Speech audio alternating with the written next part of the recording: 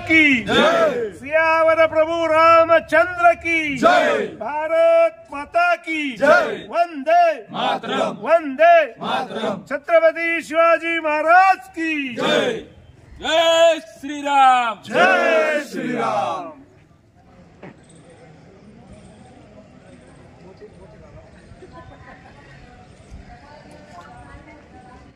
जय श्रीराम।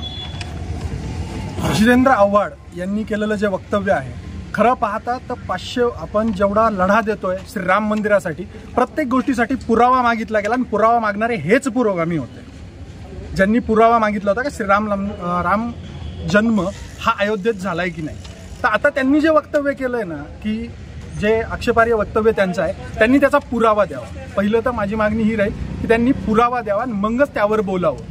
कारण की ज्यावेळेस आमच्याकडे पुरावे मागितले गेले ते विश्व हिंदू परिषद असेल, हिंदुत्ववादी संघटना असतील, ज्यावेळेस त्या राम मंदिरासाठी भांडत होते त्यावेळेस तुम्ही पुरावे मागत होते, मग आज तुमच्या वक्तव्याला पुरावे का नाही, हा तर सगळ्यात पहिला प्रश्न आहे। दुसरा प्रश्न की त्यांनी जाहीर माफी मागावी या गोष्टीची, नाही अन्यथा त्यांच्या पक्षीय जे काही कार्यक्रम होता त्या पक्षीय कार्यक्रमामध्ये जेवढे कोणी हजर होते तेवढ्यांनी तरी त्यांना थांबवणं गरजेचं होतं, पण त्यातला एकही माणूस बोललेला नाहीये। आणि त्यासाठी त्या पक्षीय कार्यकर्त्यांना आमची एक नम्र विनंती आहे की जर आपण इथून पुढे आमच्या हिंदुत्ववादी संघटनांकडे कोणत्याही प्रकारे मदत मागण्यासाठी आलात तर आपल्याला होणार नाही, कारण की आपली जबाबदारी होती तिथे। राष्ट्रवादीचे जे संस्थापक आहेत शरद पवार ते सुद्धा हजर होते, पण अशा कोणत्याही बेताल वक्तव्यांना पाठिंबा देणं म्हणजे जितेंद्र आव्हाडांना कुठेतरी मोठं करणं आणि दरवेळेस त्यांची हिंदू देवतांबद्दलचे स्टेटमेंट हे आज आपण इतिहास जरी चालला, यूट्यूब जरी चाललं तरी त्यांनी करत गेलेले, त्यांना ताकद द्यायचं काम कृपया त्या संघटनेने त्या पक्षाने बंद करावं, अन्यथा तुमच्या पक्षालाही आमच्याकडून बहिष्कृत करण्यात येईल। जय श्रीराम। येत्या 22 तारखेला प्रभू रामचंद्र यांची प्राणप्रतिष्ठा होणार आहे। गेली 500 वर्ष हा विषय चालू असताना, प्राणप्रतिष्ठेचा सोहळा जवळ येत असताना जितेंद्र आव्हाड यांनी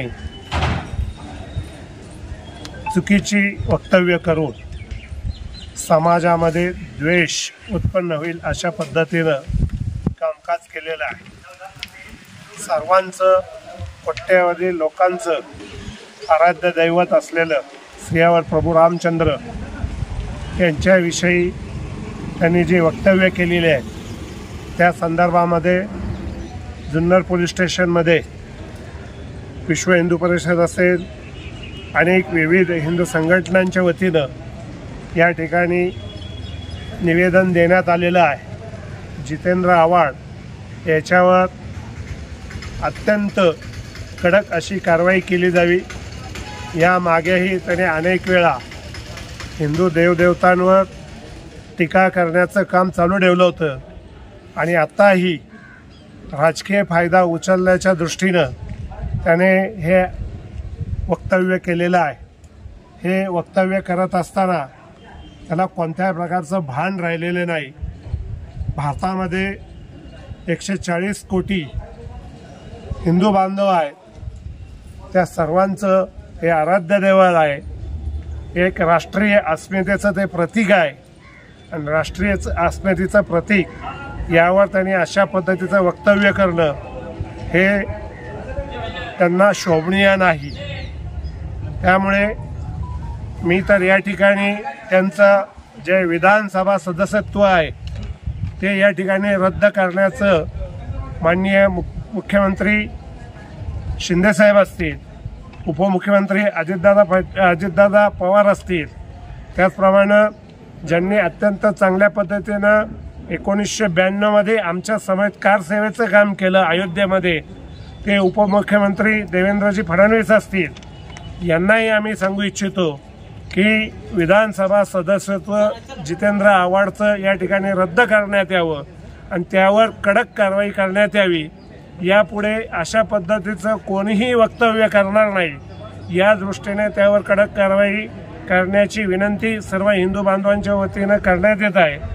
त्याचप्रमाणे काही वेळा वक्तव्य करायची आणि नंतर माफी मागायची, विषय संपवायचा, याही गोष्टी होत असतात. परंतु हे जे वक्तव्य त्यांनी केलेलं आहे ते सगळ्यांच्या काळजाला लागलेलं आहे. त्यामुळे त्याचं विधानसभा सदस्यत्व या ठिकाणी रद्द करावं. जुन्नर पोलीस स्टेशन असेल, जुन्नर तहसील असेल, या ठिकाणी निवेदनं देण्यातच आलेली आहेत. पण ही शिवछत्रपती शिवाजी महाराजांची भूमी आहे. जितेंद्र आव्हाड ज्या वेळेला जुन्नर तालुक्यात शहरात येतील त्यावेळेला त्यांना या सर्वाला उत्तर द्यावं लागणार आहे. याचंही त्यांनी भान ठेवावं आणि यापुढे अशी वक्तव्य त्यांनी करू नये. समाजाचं ज्याच्यात हित आहे, ज्याच्यात कल्याण आहे, त्या पद्धतीने त्यांनी त्यांचं कार्य करणं गरजेचं होतं. पण त्यांनी तसं न करता समाजात बाधा येईल अशा पद्धतीचं वक्तव्य केल्यामुळं पुन्हा एकदा त्यांचा विधानसभा सदस्यत्व रद्द करावं अशी या ठिकाणी तमाम जुन्नरकर शिवप्रेमींच्या वतीनं या ठिकाणी विनंती करण्यात येत आहे.